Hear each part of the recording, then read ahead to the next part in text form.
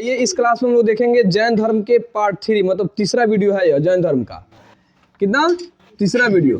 First video में इसका introduction देखे थे, सेकंड वीडियो में महावीर स्वामी के बारे में, और यहाँ थर्ड वीडियो है इसमें भी महावीर स्वामी के बारे में ही जानना है, क्योंकि सबसे ज़्यादा योगदान मेरे प्यारे इन्हीं का था।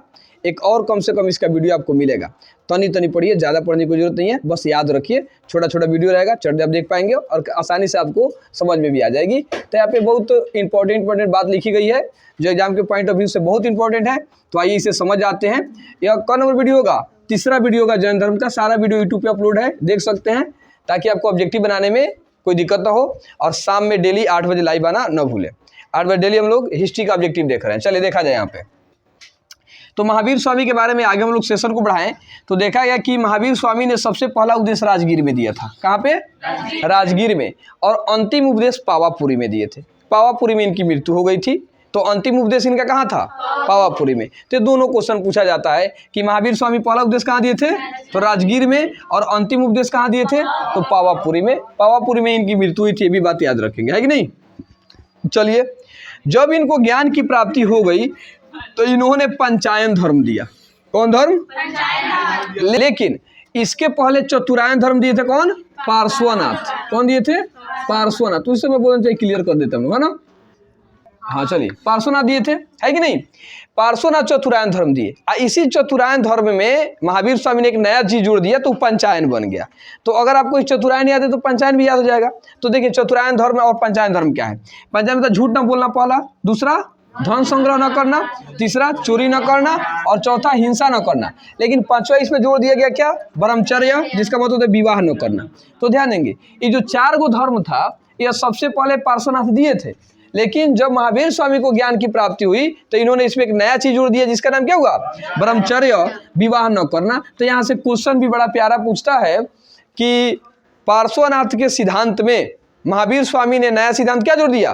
तो ब्रह्मचर्य का, यानी विवाह न करने का सिद्धांत इन्होंने जोड़ दिया। बात समझ में आ गई इतना। महावीर स्वामी ने त्रिरत्न भी दिए थे। क्या दिए थे? इनके त्रिरत्न, 3 धर्म थे, त्रिरत्न बताए थे। सम्यक ज्ञान मतलब सही ज्ञान होना, है ना। पहला क्या था? सम्यक ज्ञान। ये भी क्वेश्चन पूछा था एग्जाम में कि जो त्रिरत्न था किसने दिया था? तो महावीर स्वामी ने। जिसमें पहला था सम्यक ज्ञान, दूसरा सम्यक विश्वास होना चाहिए, और तीसरा क्या है? सम्यक आचरण होना चाहिए, सही आचरण होनी चाहिए। यह 3 इनका त्रिरत्न था। किनका? महावीर स्वामी का। देखिए, जैन धर्म के जो लोग थे वो मूर्ति पूजा पर विश्वास नहीं रखते थे, ईश्वर को नहीं मानते थे। इन्हें कि हई भवंडर कलो, हई पूजा पाठ कलो तो हई हो जाइए, हई करा तो तारा जीवन में हई हो जाए, ऐसा कुछ नहीं था, है ना। ये लोग मूर्ति पूजा को मानते ही नहीं थे, कोनो प्रकार के धर्माडंबर इन लोगों के अंदर नहीं था। इसलिए इन लोगों ने मूर्ति पूजा का भी विरोधी किया। तो देखेंगे यहाँ पे लिख दिए हैं कि महावीर स्वामी जो थे ईश्वर के अस्तित्व में विश्वास नहीं रखते थे, है ना, वो लोग नहीं मानते थे। इसलिए ना वो लोग मूर्ति पूजा करते थे और न ही किसी प्रकार का कोई कर्मकांड करते थे। क्या ये लोग जिंदा नहीं रहते थे? जरूर। तो कोई कर्मकांड नहीं मानते थे, है कि नहीं। इसलिए ना ही कोई कर्मकांड किया। हाँ, ये लोग मानते थे कि आत्मा जो है, सत्य को ज्यादा इन्होंने महत्व दिया, अहिंसा पर ज्यादा इन लोगों ने जोर दिया कि हिंसा नहीं करना है किसी के साथ, अहिंसा करनी है, सत्य को मानना है। पुनर्जन्म को भी ये लोग मानते थे, आत्मा को। तो यह मानते थे कि पुनर्जन्म से हम लोग मुक्ति पा सकते हैं। कब? अगर हम लोग मरे और हमारी आत्मा जो है परमात्मा में मिलेगी। तो पुनर्जन्म को मानते थे, लेकिन ईश्वर को नहीं मानते थे लोग, है ना। महावीर स्वामी ने अपना जितना सारा जो उपदेश था वह प्राकृतिक भाषा में दिए। किस भाषा में? प्राकृत भाषा में। और प्राकृत भाषा कहने का मतलब, ये तो कहिएगा कौन भाषा है, नहीं जानते हम लोग। प्राकृत भाषा का मतलब होता है जिस आप परिवेश में जी रहे हैं, है ना, वहाँ के सभी लोग जो भाषा बोलते हैं उसी भाषा को क्या कहते हैं? प्राकृत भाषा। जैसे हम लोग देहाती है, भोजपुरी भाषा, देहाती बोलिएगा हर किसी को समझ में आ जाएगा, जो पढ़ा लिखा है वो भी, जो नहीं पढ़ा लिखा है वो भी। अब लागी इंग्लिश झारे, हिंदी झारे, तो बहुत लोग समझ में ना आई, ना भाई। तो प्राकृतिक भाषा का मतलब होता है कि जो बात हम कहें सामने वाला पूरा समझ जाए। तो इन्होंने भी अपना उपदेश किस भाषा में दिया? प्राकृत भाषा में दिया, जो उस समय की भाषा थी, है कि नहीं। देखिए, 468 ईसा पूर्व में इनकी मृत्यु हो गई पावापुरी में। कहाँ? पावापुरी में। यहाँ भी आप लोग बताए थे कि इनका अंतिम उपदेश कहाँ था? पावापुरी में ही था। और पावापुरी में इनकी मृत्यु हो गई 468 ईसा पूर्व में। इनके 2 प्रिय शिष्य हुए, अनुयायी हुए, जिनका नाम था भद्रबाहु और अस्तुलबाहु। कौन कौन थे? भद्रबाहु और अस्तुलबाहु, 2 इनके अनुयायी थे जो प्रिय थे।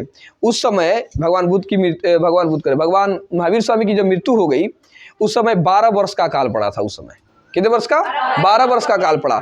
तो इन दोनों ने यह 2 भागों में बट गया है ना जी, भद्रबाहु और स्थूलबाहु द्वारा 2 भागों में जो श्वेतांबर और दिगंबर जैन धर्म बट गया है। श्वेतांबर और दिगंबर, इसको हम लोग अगले क्लास में देख लेंगे बहुत बढ़िया से, ताकि आपको कोई दिक्कत ना हो। श्वेतांबर का मतलब तत्काल इतना समझिए, जो श्वेत वस्त्र धारण करते उसे श्वेतांबर, और जो वस्त्र नहीं पहनते थे उसे क्या कहते थे? दिगंबर कहते थे। तो बताइए श्वेतांबर जो संप्रदाय था इसके संस्थापक कौन थे? स्थूलभद्र, ठीक है ना।